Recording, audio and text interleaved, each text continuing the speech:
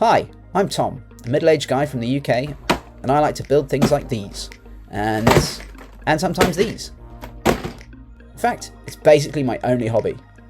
Now, my mother once told me that dads don't read instructions. Well, I'm a dad, and so I'm embarking on a mission to see if that's true. Can you really build these amazing kits without using the manuals? Well, let's find out on Dads Don't Read Instructions.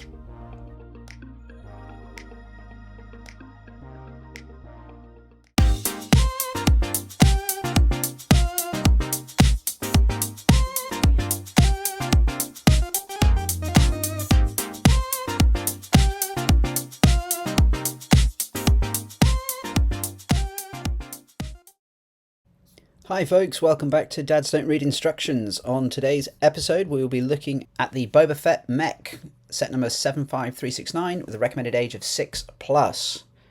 As you can see from the delightful video we have here, I got this on Amazon discount because, well, it's knackered. Look at the state of that box. Luckily it was costed appropriately, so we got a bit of a discount on it. And, although my son likes to keep all the boxes, he wasn't that bothered about keeping this one, so it was fine. Anyway, let's get on with it.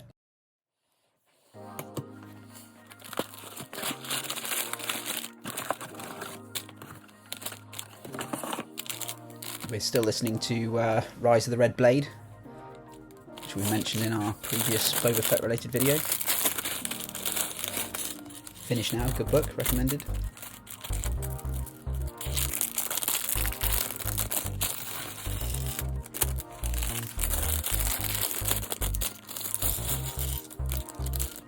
I have to say, I really love the yellow on these on this particular kit. It's such a striking, warm, earthy yellow that really fits in well with the whole sort of Boba Fett theme. Building the Fett Man first, as always. The set comes with a whole bunch of different helmet, visor, antenna options, so that's quite nice if you've got extras and you want to make something a bit more customized or a bit more unique. I actually really like this particular version of Boba Fett. It's proper old school Empire Boba Fett rather than the new, cleaner, repainted Book of Boba Fett version that you get in the Microfighter.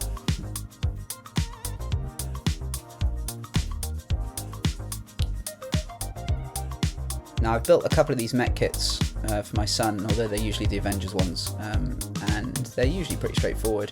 This one has a pretty good piece count relative to the others, so it's a little bit more challenging, but you've just got to build it in little stages, sub-assemblies. So we're doing the feet and the legs here.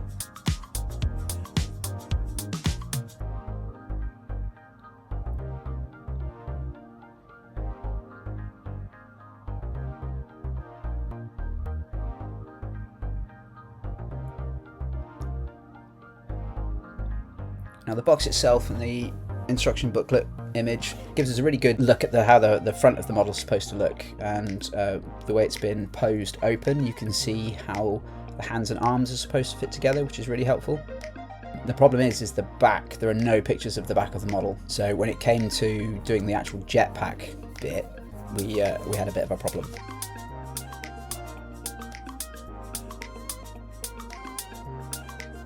So we can see that there is a jetpack, just not that much of it or how it's actually supposed to be put together. The legs went together fine, the bulk of the frame went together fine.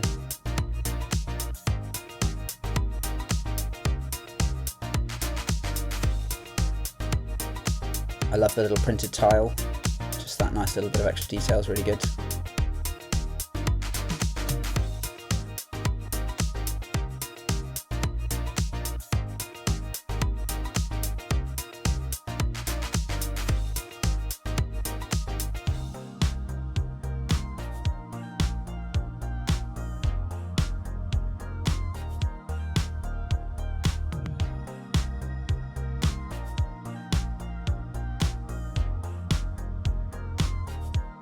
Now I've got into a bit of a habit with Lego, sort of thinking that the halves are symmetrical.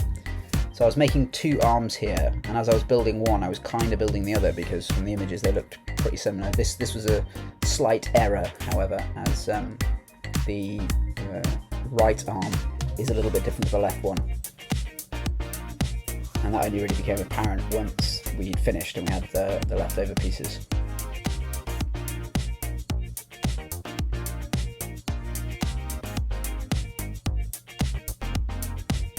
But it also took us a couple of stabs at getting this right as well.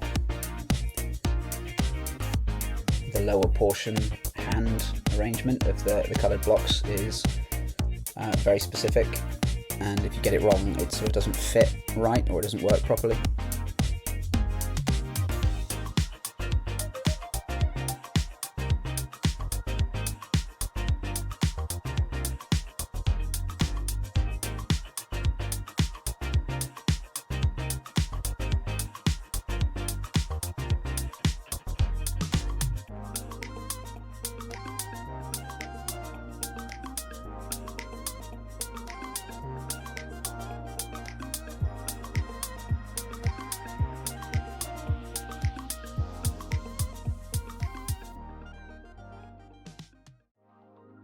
You get a couple of good images of the sort of giant blaster thing, so that was really easy to put together.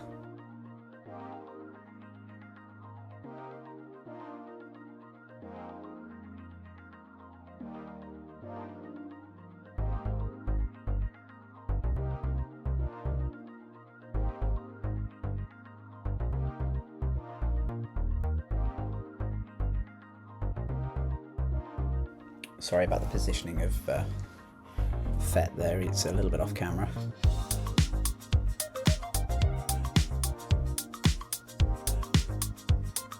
So these are the leftover pieces that I was trying to use to cobble together a jetpack with minimal success.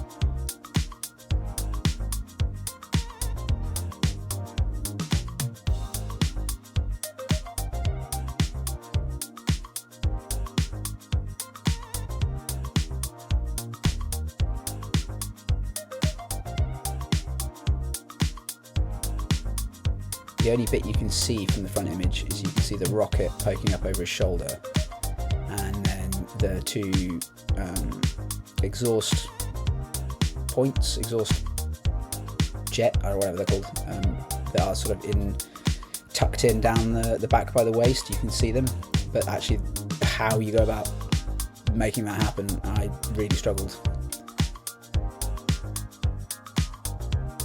And eventually gave up. So here is our effort. This is what we managed to do. We sort of gave up a little bit and just slapped the rocket on the back.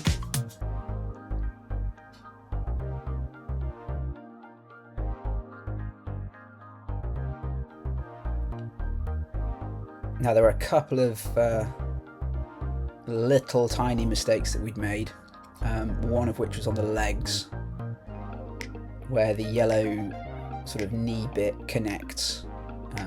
We were supposed to use a little plug adapter to make it more stable, but yeah, we didn't do that, but that's fine. Once the jetpack had been revealed through the instructions, it was so glaringly obvious that this is how it was supposed to be done that I was sort of kicking myself that I hadn't figured that out. But I reckon if I'd walked away for a bit and then given myself 5-10 minutes break and come back with fresh eyes, it might have clicked into place for me.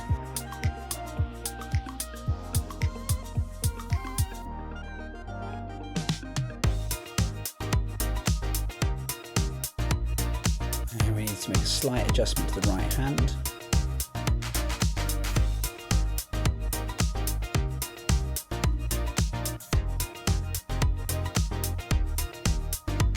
And we still have this yellow piece left over. And I couldn't for the life of me work out where it was supposed to go. So we went back into the manual, and there it was. Where I built it symmetrically with the other one, it actually wasn't symmetrical. So there we are. A few bits left over, some blaster studs, and there we go. I'd say that was a pretty good job done. So here's the completed kit, and you know what? I'm going to give myself a win on this one. I reckon the instructions are not necessary. What was necessary was a rear picture, and had I had that, I'm pretty confident I could have sorted that out. Anyway, thank you for joining us on this video. Hope you enjoyed it, and we'll see you on the next one. Take care and goodbye.